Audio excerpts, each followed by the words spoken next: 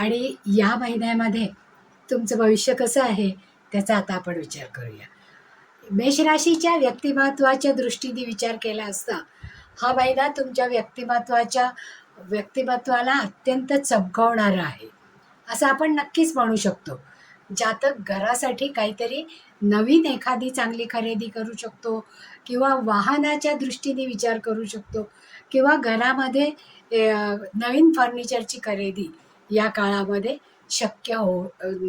शक्यता दिसते आहे. घरात भरपूर कुटुंबात आनंद देणार आहात आणि लांबच्या प्रवासाचा विचार करणार आहात. या राशीला 7.5 आहे, पण 7.5ला घाबरायचं काहीच कारण नाही आहे.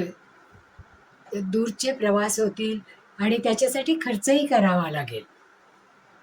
म्हणजे 7.5 तुम्हाला या टप्प्यामध्ये काटकसरीने खर्च करायला शिकवेल.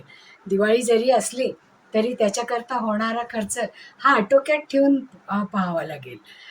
घरामध्ये काही कारणांवरनं जोडीदाराशी काही गोष्टींमध्ये खटके उडण्याची शक्यता आहे, तर त्याची मात्र काळजी तुम्ही इथे घेणं अत्यंत आवश्यक आहे.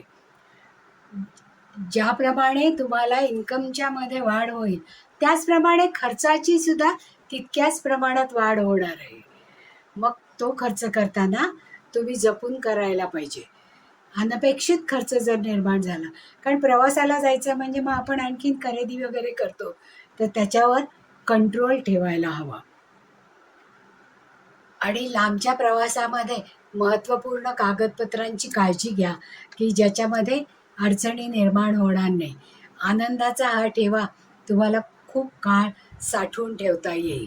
आणि मेष राशीच्या लोकांना जरी 7.5 चालू असली तरीसुद्धा हा महिना अतिशय उत्कृष्ट असाच जाणार आहे.